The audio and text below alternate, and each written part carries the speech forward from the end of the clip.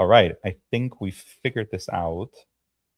If you guys can't hear us, let us know. We're doing our best to connect. We have 3 mics today. We have wireless mics at the same time. Then we have a wired boom mic for myself because we don't have that many wireless mics. But if for whatever reason you guys can't hear us, say something. Awesome. Well, thank you so much, everyone, for tuning. I don't know where our camera is. That's our camera right there. Thank you guys for tuning in. We're just going to introduce ourselves super quick. We're BEM. We are the production layer for unstructured data. So if you are building a application or you're trying to automate operations or productize those operations, we have an extremely simple API that you basically set up a workflow. You can just send us all kinds of shitty files, everything from PDFs of hundreds of pages to spreadsheets to, I don't know, images, audio, everything in between. HTML. So if you're doing heavy scraping of the internet, you can just like blast us with that. Super excited to do this. This is completely unscripted. We don't have an agenda other than showcasing Forge, which is the last product that we just released. Forge is actually very simple. It's nothing other than a planner agent that builds workflows in BEM. You drag and drop a bunch of files. It basically builds everything for you at the ingestion point, the functions.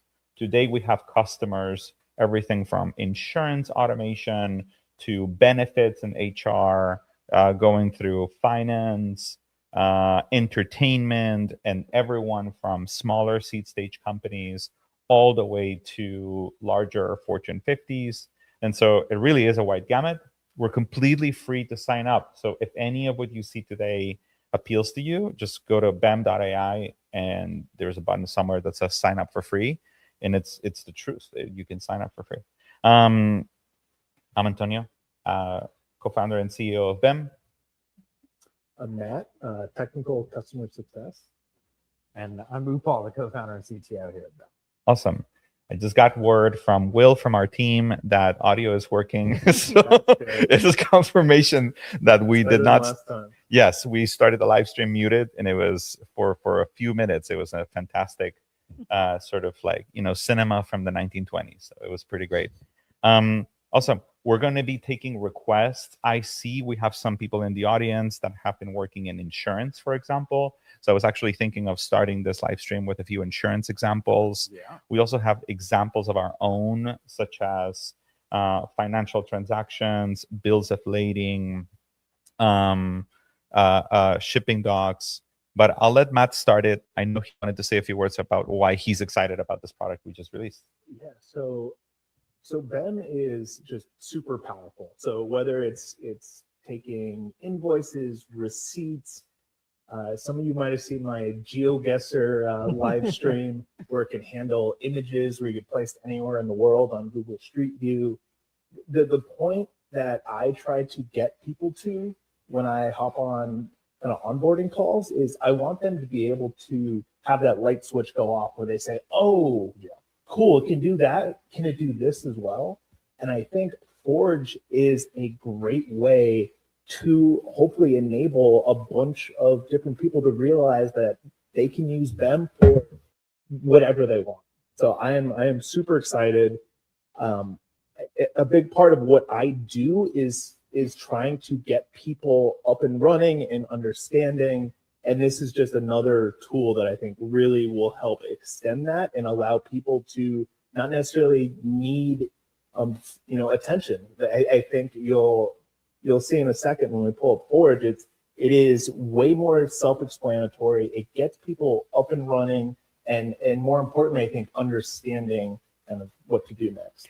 And small tip from Will, he is saying if you can get your mic a little closer, just a little, because I'm doing everything I can with our little mixer, but we're also not AV experts at all. Let me know if that's any better, Will. Awesome. Let's get started. Let's run some demos. Is there a demo that you guys would be excited to showcase first?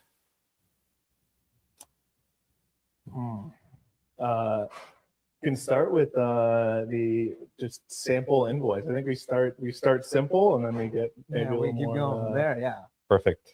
Let me try to see if I can remove my camera from here. 1 second. All right, that's fine. All right, let's do this. So I am going, so I have Forge open. As you guys know, and we've mentioned before, Forge is a agentic builder for these workflows. You literally just drag and drop files and you can just start with that. So you mentioned invoices. Should we just run the example first to show people how it works? All right, so you have examples here that you can just run. If you click extract invoice data, that pulls up a sample invoice. We got that sample invoice from a public contract for the city of Oakland. And I'm essentially asking them, can you extract vendor details, line items, and more? It works just like any other agentic platform. It essentially understands and analyzes the file pretty deeply. So it tries to take the structure from it. And then it builds you a workflow with all of the details from that system. And then it starts processing it live. So it's a really good way to basically just create a workflow in minutes. One of the piece of feedback that we got from users is that it is sometimes a little bit hard to set them up because it's like, it has all these functions and attributes and you can customize it pretty heavily. So we just wanted to make it easier. You'll see in the screen that we process this example. You can really drag and drop anything you want. And it shows you evals live, which is pretty cool. I don't know, Matt, like in Upal, like I feel like I use evals to essentially understand, am I in the right here? Or am I extracting like it also guides me a little bit on like, am I doing this right? I mean, it's definitely that reassurance of, is my schema going the right direction? Are there fields? Are there maybe if the output is the wrong type, it'll let you know. So it is like kind of a second set of eyes and really provides that reassurance. Exactly. You can see the invoice as fields or as JSON. A lot of our users are engineers who are building products and embedding this into their production applications. So they need JSON. We just added a fields view so that you can just like look at it very easily. In this case, we have line items with descriptions, unit prices. Everything looks pretty good. It gives you the overall like average confidence of the system. And you can also go between these two and understand why the confidence score is what it says. Anything you guys would modify about this? Like we're extracting tax, total, subtotal, line items, payment terms, invoice header, vendor details. Anything else that you guys would add? I mean, other than just calling out that you can change all of this, right? And I'm sure you're going to show in a second, but you might know what fields you want to extract. You might not know. Or like even something as simple as like renaming a field or adding like a little bit more specificity to kind of synthesize a little bit more of what you want. Yeah, we could add, let me look at here. So I think we have the invoice date. We have some remittance information. I'm just trying to find if there's anything that the like, so we could do prime contact number. Like there's I don't know if you guys see in the thumbnail that there's like more stuff in there. We could say add prime contract number, project number, and VAT tax ID number to the extraction. So we'll automatically modify the transform node. It will add all of the like kind of like workflow. Like it will be essentially change the workflow and it will run tests again.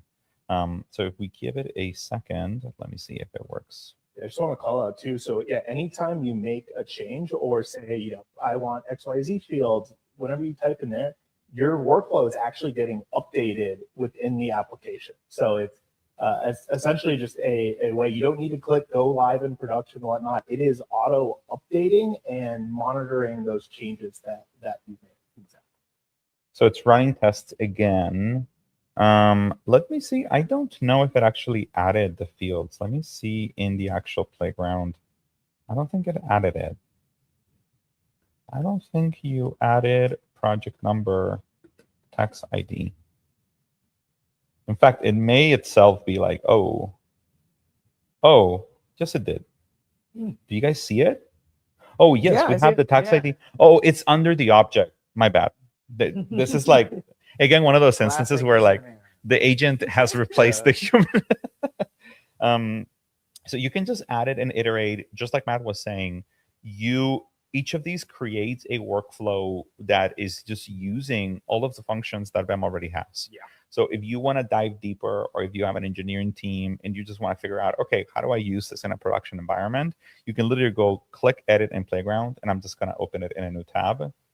And you can clearly see just the, like, let's call it expert mode. I think we probably should rename it to expert mode, where you can see every single field from the schema. You can completely modify it. You can run tests. You can test functions. You can add more functions. So Forge, everything is one-to-one with your existing functions and with everything you do. You can always come back to it in the future. I see the evals came in, and we have a yellow eval. All right, let's look at this. So invoice date is 2013, September 11. It says 89%. The extracted value correctly captures the date, but the format does not strictly adhere to the schema specified format. That is very interesting. So we actually see this a lot with customers that are trying to enforce formats. How would you fix this? I mean, there's a few ways to. One, if you want to put in strict patterns, you can actually apply regular expression within the schema itself to say, only produce this field if it contains this specific format.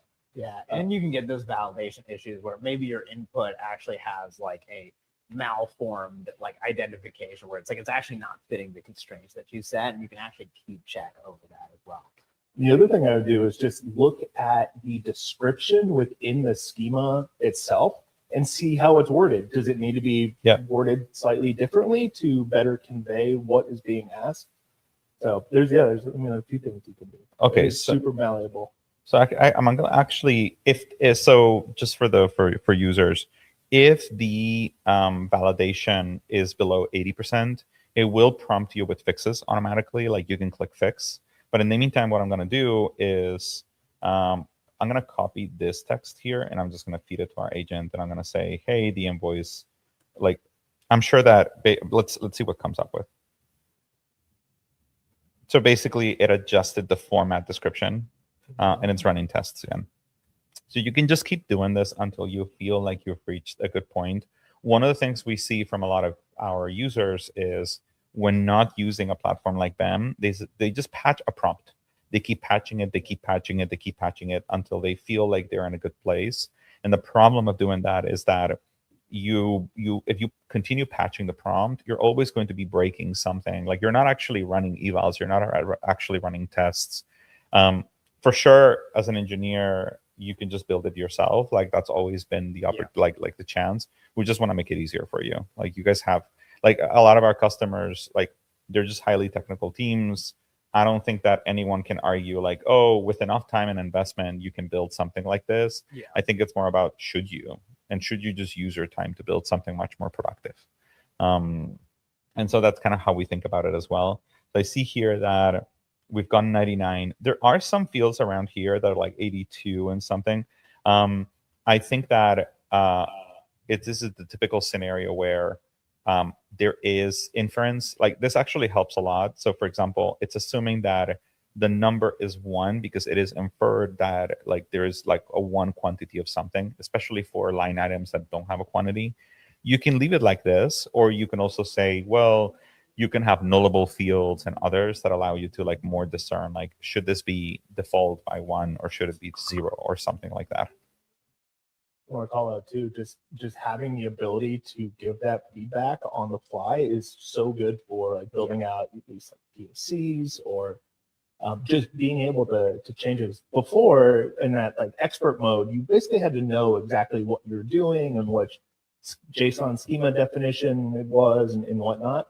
But now with this additional layer to be able to just really just chat and say, hey, fix XYZ, make it like this, it's significantly easier to get up and running. Yeah, and it's like less like thrashing and just like much faster iteration essentially. Awesome. What example should we do now? I was thinking we could do some insurance stuff, but I mean, we would Yeah. have to find a file. We've not rehearsed this, right? We wanted to show you guys exactly how it should be. I'm sure there's plenty of beautiful free information on the Yes, I actually have a bunch of tabs here internet. open There we with go. like, so full transparency. I've used Scribd, for example, in the past to like download a lot of publicly not sponsored by Scribd, but it people sometimes will just simply like upload like publicly available data here. I have here a like lab report, and I was thinking we could try that out. And this is a type of data that we actually see a lot in the market, where like you're just trying to create a little bit more intelligence on top of existing data. Lab reports are all over the place. Unless your company is fully vertically integrated with like Epic and other systems, chances are getting data out of lab reports is always going to be hard. So I just downloaded it, and I'm going to drag and drop it. And I actually don't think, let's see what happens if I don't say anything. Sure. I mean, it's just gonna like, it's gonna be like, yeah, it's a lab report. Let's get some stuff out of it, you know. The first thing we do is processing. It just finished, and let's just send it and see what happens. Okay, so it's a medical diagnostics report. It seems like it's going to extract. I can see here patient information, an array of test results, and then clinical comments. And let's see how it goes. Now, for everyone here watching, and I see that we got some more people in the audience. We are fully HIPAA compliant and SOC 2 Type 2, and now GDPR. So we have instances in both the EU and the US. Yes. We have today companies that deal with healthcare patient data, benefits data going through BEM. We care a lot about a lot of stuff, but probably one of the things that we care the most about is just data privacy and security. And so we're fully HIPAA compliant. We're all HIPAA trained. This is obviously just literally a public report that is on the internet. We would never use like customer data for a demo like this one. Let's see what comes out of it. You know, I just realized it would be super nice to be able to do like a full screen on like a test. This could be like something we add. Yeah. And we also very much encourage feedback, right? This is a new piece of functionality we are excited to show off. But yeah, we really love feedback as well. Now, I think one interesting, important thing here is why would you need something like this? And primarily the main reason that you need BEM is to automate a critical workflow. We've seen, you guys have heard about agents and OpenClaw and a lot of agentic workflows. And the truth to be told, while agents have an incredible place in the market to do things very fast and interact with the market with like data, we think that some of these workflows should be a lot more accuracy driven, using functions like the ones BEM provide you.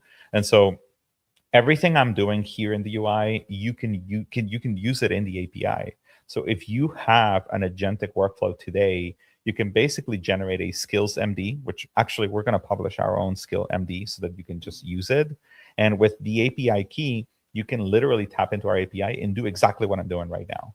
Everything is programmatic. So you can just have an agent create workflows, run them, even get dashboard data. Like everything in BEM that I'm using in the UI is fully programmatic. So you can just have agentic access to it. So interestingly, as we were mentioning earlier, we have some of these fields are getting a little bit lower confidence. So we're going to go through them. Overall, it's 97% confidence. If we look at it as a JSON extraction, we see that almost all of it is looking pretty good, especially the actual results. And so we can actually go through one by one, the lowest, from lowest to like highest. So it says here methodology. The methodology for SGOT, SGPT ratio is not explicitly stated in its row. However, the general methodology section states res calculated, and a ratio is typically calculated value. Therefore, calculated would be the correct extraction, making null incorrect. If I click fix, it automatically feeds context to the agent. Oh, it says here, and then it will plug in. Oh, I just got an error from Cerebras. My apologies. But essentially, the idea is that you can just iterate continuously on the schema. And as you see more of these things to be fixed, you get opportunities to like improve and improve and improve. Now, something that I think it's really important to maybe we haven't talked about this is once you have a workflow that you like, and you can just use this for any type of lab report. So using this data is just to inform them what are the main attributes that you want out of them, and like what is it that you want from a, let's call it, data and semantics perspective. You don't run a workflow for every single document that you create. You create one workflow and then use it in production. So if you click use in production, you can basically send your data to this workflow via forwarding emails and attachments, or sending it via our API, either base64 or multipart form. And you can receive the data either via webhook. You can just create webhooks here or in the playground, or pull. And so the goal of this kind of level of extraction, let me actually try again and rerun tests.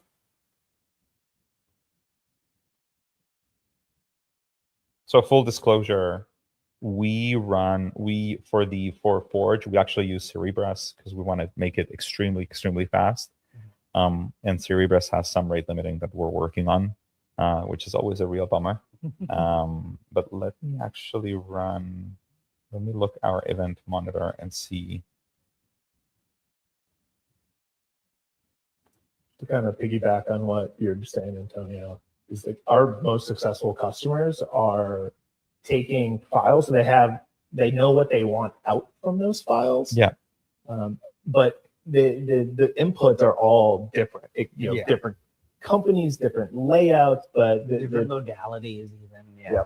Exactly. But what BEM allows you to do is still extract that information. So when it goes into your system or your product, it is in the format that you want it to be. All right. I just told it to try again. We're still working on just making Forge a little bit less reliant on external vendors, but we did want really fast inference for the agent. And so that's why we use Cerebras, because it's literally one of the fastest in the market. Yeah. So it should be running tests again. We could think also, I know we have like 8 minutes left. I want to make sure we cover a few more use cases.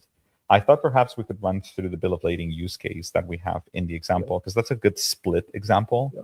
So BEM doesn't just transform data, it also processes packets of data. So if you give it a file that contains multiple of something, it will automatically detect it and split it semantically every single time. So we actually have a second example. If you sign up and try it out, it is actually a shipping packet with like 3 or 4 different types of documents. Just as an anecdote here, I've been demoing this file for 1.5 years.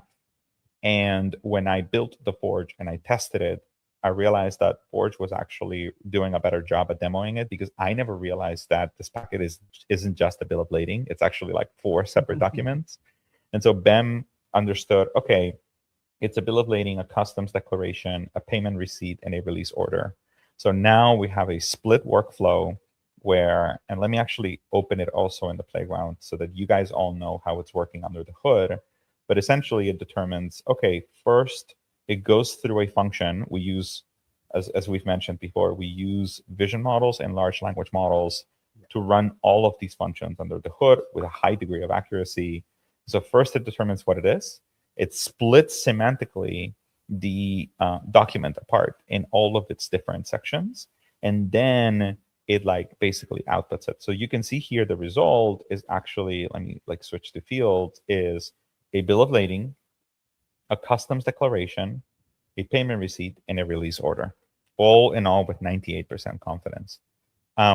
I literally just built this in like a second. Like I would say this is one of the most complex pieces of like data that we get on a daily basis. Rate confirmations, bills of lading, like supply chain data in general is incredibly messy.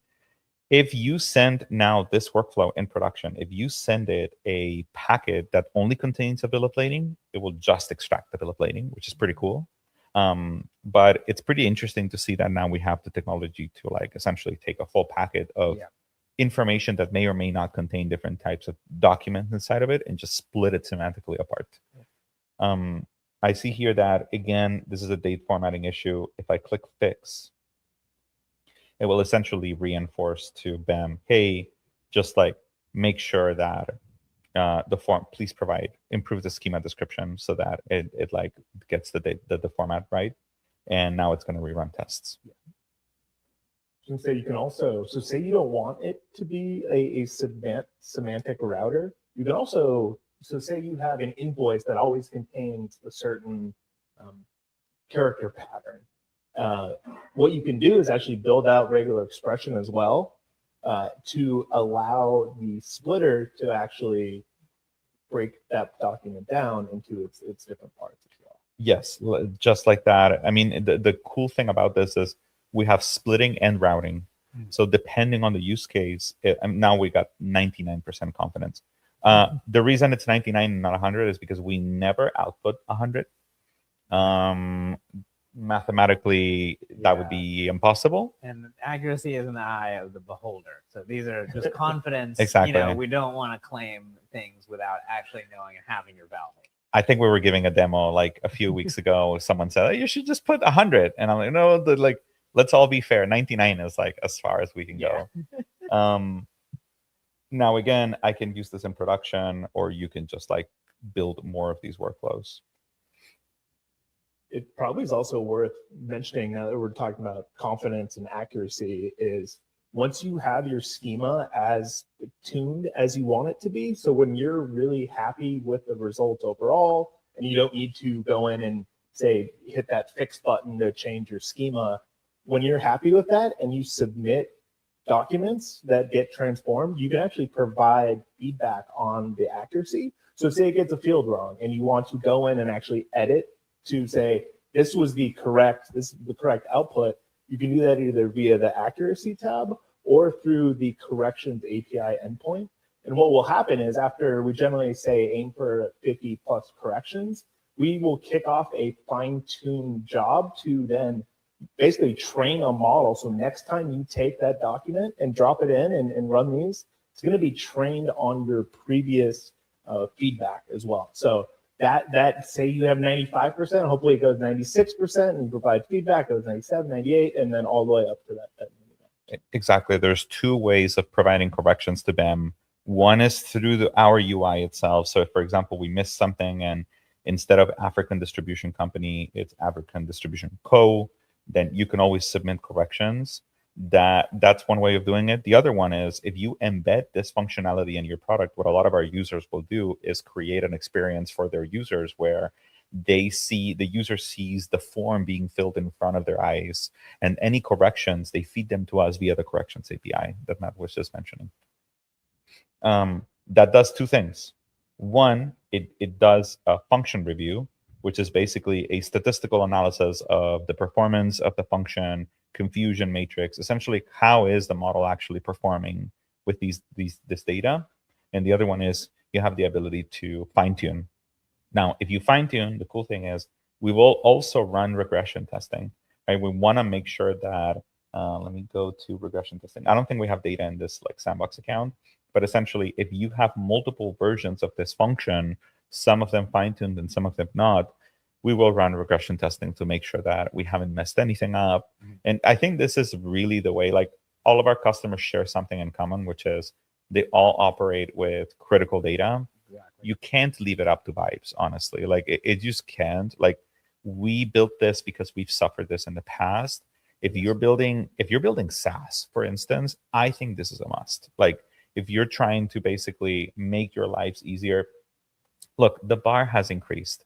I just published a little post this morning about how it's not that SaaS is dead or anything. It's just that the bar has increased. Yes. And it's not good enough to have people with low NPS and you kind of have them locked in because of, these weird data modes and others. Like people will churn, like the bar has increased. Yeah. And we've created BEM as a toolkit for you to build better SaaS and better platforms that essentially process all of your users' data much faster. That's really it.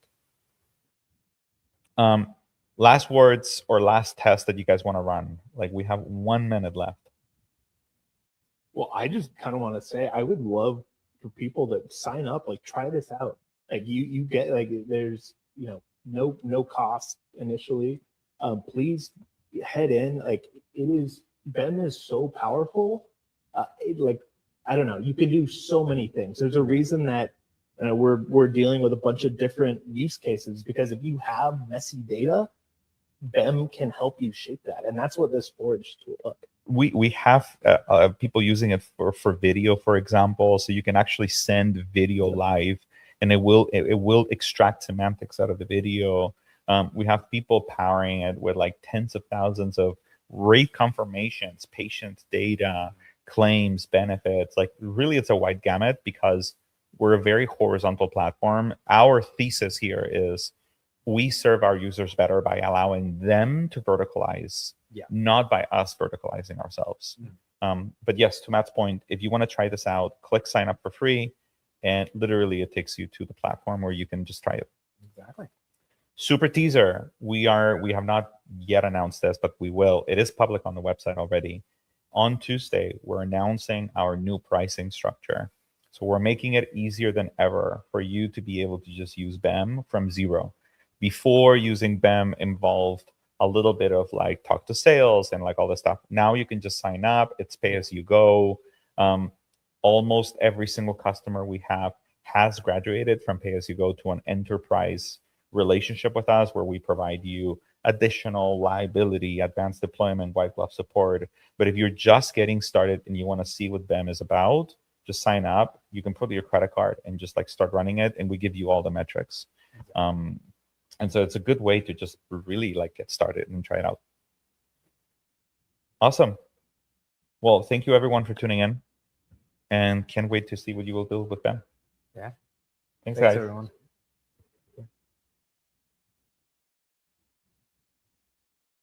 And so...